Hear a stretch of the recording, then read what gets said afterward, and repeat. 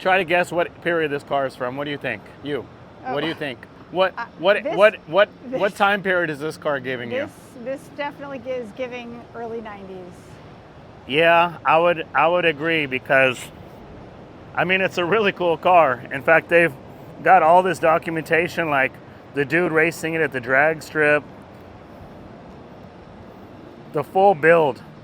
It is 90s. Because it's got a 94 Camaro he's racing right here at the track. I'll show you. You got to see this real quick. Because when we met, you had a Camaro. What did similar to this? What did I have a Camaro like that? Like a 90s, right? That's exactly it, right?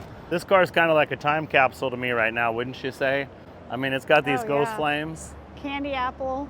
Candy apple red, baby. Flames. Dude, they're actually done really well. Some of these guys, when they do ghost flames, they'll actually put their autograph in it. They have like a mark that you know it's theirs. I'm not that well versed in that. I'm curious if there's one on this. What happened to the door handles? How do you get in? Let me see if I can figure this out. Ooh. Oh, hell yeah, that works. That's fancy. It's got poppers on the alarm, so I guess you get in like that. I don't know about the stance. Like, dude, he was ahead of his time. He's got torque thrust wheels, which must have just come out, like, in the 2000s, in my opinion, the polished torque thrusts. Nice top. I mean, he's got even, I saw he did, if you guys have ever done a Camaro, it's got what's called a gold strand mod, so they modified the front frame to get all the fitment right. Quick aside, so I can teach you what the gold strand is. You lower the control arm to get better steering geometry. You also see that Mustangs, they call it a Shelby drop, but Dick Goldstrand was a master of suspension geometry and design and racing, and so he came up with this small trick that you actually lower the control arm on the stock frame to drastically improve the handling on a first-gen Camaro. And like I say, you can do similar on a Shelby or a Mustang. They call it a Shelby drop. This is so street rod to me. They do these pass-throughs instead of wires. I don't see them often done on muscle cars. He clearly had a quick... No, what is that? I've never seen that before. So you know how normally a car will have wires, like if you've got speakers or electric door poppers, normally you're going to have wires right here. Instead, these are contacts. So when you close the door, they actually touch across. So I bet you 2 of these are probably the speaker and 2 of these are probably the door poppers. So that's a neat feature that you see in a lot of street rods. You don't see it as much anymore. I don't know how reliable it is, in my opinion. You got to get the adjustment so perfect, but it's really clean. This dude clearly, was modifying this car, as you can tell, through this book of everything just documented all the way through. Like speakers in the dash, 2 stereos just in case you didn't want to listen to the stock radio. You could listen to your modern radio. I'm just kidding, but all jokes aside, like he was really trying to be ahead of the curve when he was doing this, right? He's got his odometer gauges, the infamous Quicksilver shifter. That's actually one of the easiest shifters to use. It trips me out. I see so many people that can't figure out a B&M type shifter. What's under the hood? It's got a small block in it. The race sheet I saw in here had time slips from when it was a 327. Look, he's got the win. Pretty cool. And his old time slips here. I can't read them. It's with the original 327. I'm guessing those are 14s or something.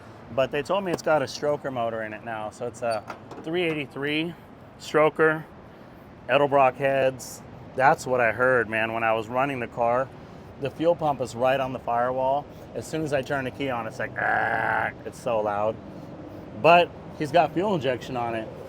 Phytech, I wonder, there's a serial number 30,002. I wonder if we talk to Phytech, I wonder if that's one of their original ones. He's clearly proud of the Phytech.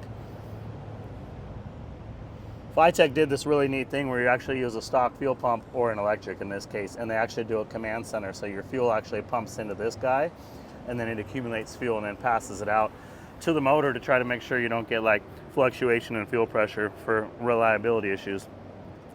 Definitely ball milled covers, definitely speaks 80s and 90s to me. I don't understand all the kind of that mess right there, but it runs fine. But I'm interested to see, you know, what happens with this car next, what he does with it next. I'm also curious to see, like, what would you do if it was yours?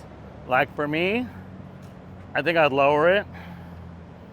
I don't mind the torque thrust wheels. I think they're a little wide, but maybe if we lower the car and get the right stance, that might do it. I mean, yeah, you used to like the wide sticking out. You had to call me out, huh? Because I used to have a 67 Camaro that was about sticking out even further. Hey, dude, I didn't have any money, and I borrowed a set of tires from a friend, but I did. She's got me. I was rolling around when I was like 20 years old. I had a 67 Camaro, black, white stripes, 15 by 10 rallies on the back.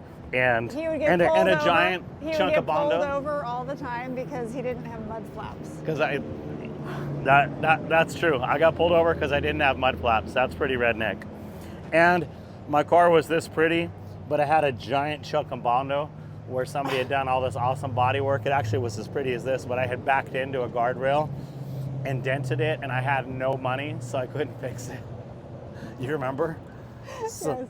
So I was rolling around like a schmuck with a big old chunk of Bondo, but whatever. Roy just rolled under the garage door, by the way. Oh, I love it. To deliver parts. Candid, it's hard to film a video around here without MacGyver or some Superman hero crawling through. Anyways, if it was mine, I think I would dial in the stance. I think I would hide the instrumentation and just clean up all the wiring and stuff. Honestly, like, I'm stoked for my guy that just got this thing because it's going to be a really cool car. It's a great, you know, all of these cars it's a great starting point. He's got a great canvas to build from here. I hope we get to help him get it on the road. He lives in the same neighborhood as me. I'd love to see it cruising around. I mean, they're not for sitting. They're so pretty to look at, but it's about the drive. Driving these things, that's what the experience is all about, right, babe? Yeah, let's fire it up. You can hear that loud fuel pump. It's like right here. All right.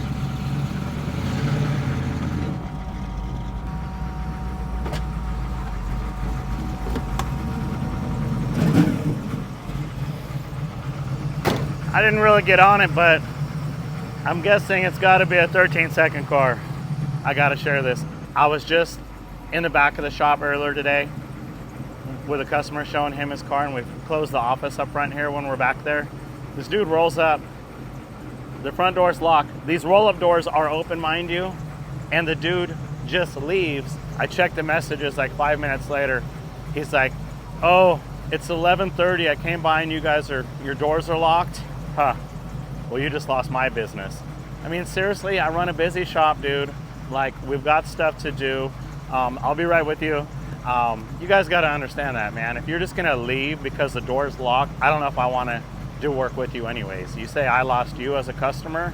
No, you're not worthy. You don't qualify. So give us a little slack when you come to our shops, right? We're all doing the best we can. I got so many balls in the air, and I got you. I'm happy to help anybody I can, but I'm only one man, and I only have so much time. So that's my rant for the day. I digress. Tune in next time. We appreciate you.